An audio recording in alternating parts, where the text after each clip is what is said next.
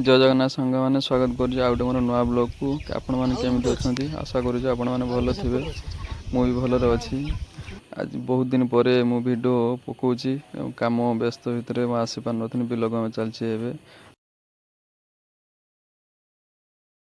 मो सांग मैंने आसती आम रोड देखापी कारण पहाड़ 150-200 मीटर भितर आम रास्ताटा कम होता केते क्षति से आसी देखिली जे माने पानी झरणा पानी एत माने बही आसते एत भल लगे मो रोड केते क्षति भी भूलीगनी से चल देख आप भूली कि ना कमेंट मध्यम जनइबे।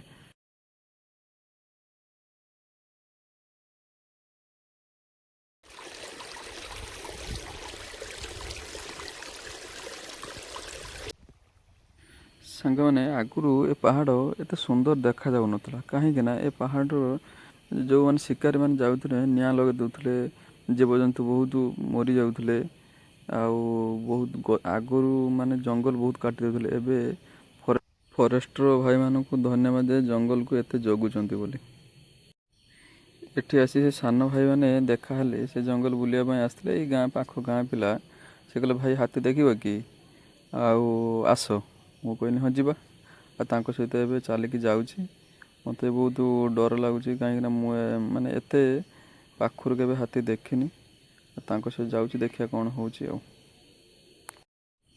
सांग मैंने से गोटे गच अच्छी से गच दे चढ़ने जे पत्थर उपर चढ़ने जाकि आम हाथी देखापी देखा जा से बड़ पत्थर उपर पहुँचिकी देखो हाथी देखिलु पत्थर चतुरी माने जेटी हाथी चढ़ी पारनी से जगह आमको पहुँची जाइचु देख हाथी केते पाखरे अच्छी यहाँ बहुत खाल अच्छी खाली गच अच्छी से हाथी समतल जगार रुहति सेमती उंचा खाल जगह नुहे पहाड़ समतल जगार हाथी रुहति भाई मैंने वीडियो कर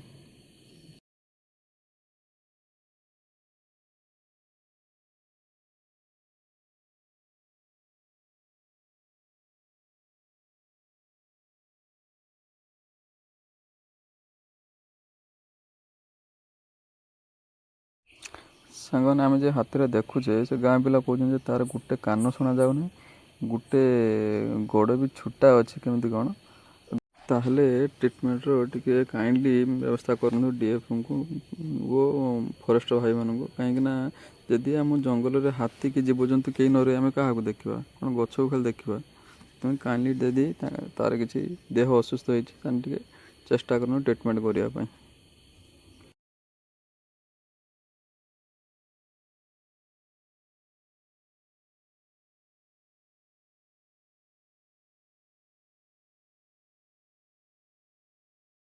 सांग मैंने आम बेस समय रही से कहीं हाथी तौक को ओह्लैला कहीं तौक ओह्लै आसले आम जापरानी ये गच देके आम चढ़ी पुणी सामना देके ओह्लैलु कहीं हाटा दूरे पलि जाता पुणी पाखे तौक खसला से आम पलि आसलु पलि जाऊँ आम जदि से पाखक आसे आम आईपारानी घर को से आम भाई मान सहित पलि आसनी ओह्लैकी।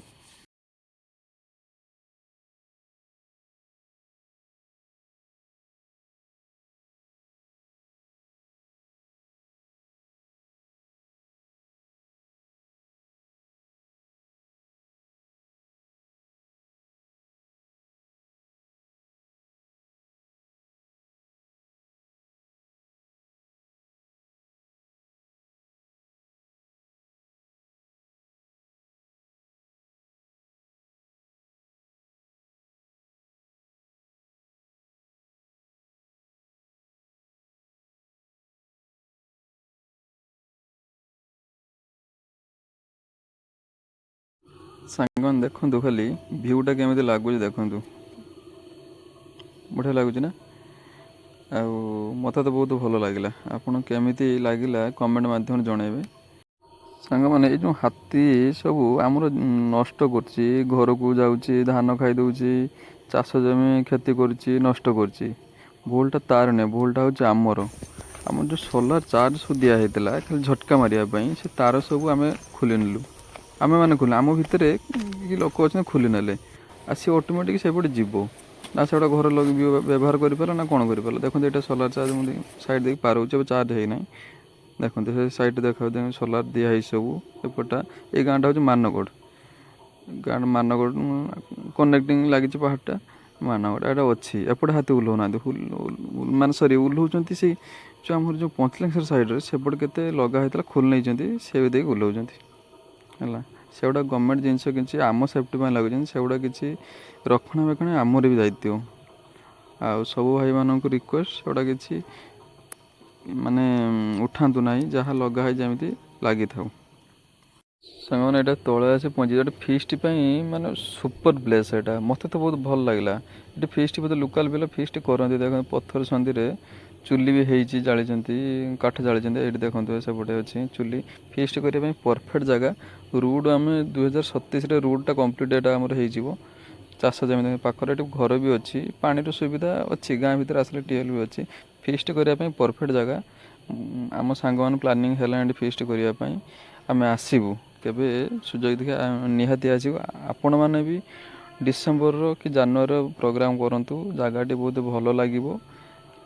ଏବେ ସାଙ୍ଗମାନେ ବୁଲାବୁଲି ସରିଲା, ଏବେ ଆମେ ରୋଡ଼ ପାଖକୁ ଯିବା। ଦେଖନ୍ତୁ ରୋଡ଼ର କେମିତି 12 ଫୁଟ ରାସ୍ତା ଆମର କେମିତି ଧୋଇ ନେଇଛି, ଡଷ୍ଟ ବାଲି ବେସ୍ ହେଇଯାଇଥିଲା ଆମର, କେମିତି ବର୍ଷା ସବୁ ଝରଣା ପାଣି ଆସି କେମିତି ଧୋଇ ନେଇଛି। ପୁଣି ଏଇଟା ରିପେୟାରିଂ ହେବ, ଏଇଟା ଅଯଥା ପଇସା ଖର୍ଚ୍ଚ ଆମର ରିପେୟାରିଂ। ନୂଆ କାମ ହେବ ପୁଣି ରିପେୟାରିଂ, ନୂଆ କାମ ହେବ ଅଲଗା କଥା, ରିପେୟାରିଂ ହେବ ଅଲଗା କଥା। ଦେଖନ୍ତୁ କେମିତି ଧୋଇ ନେଇଛି, କେତେ ମୋଟାରେ ଧୋଇ ନେଇଛି, ମିନିମମ୍ ଫୁଟେ ଡିପ୍ରେ ଧୋଇ ନେଇଛି, ବାଲି ମାଟି ପ୍ଲସ୍ ଡଷ୍ଟ ଧୋଇ ନେଇଛି।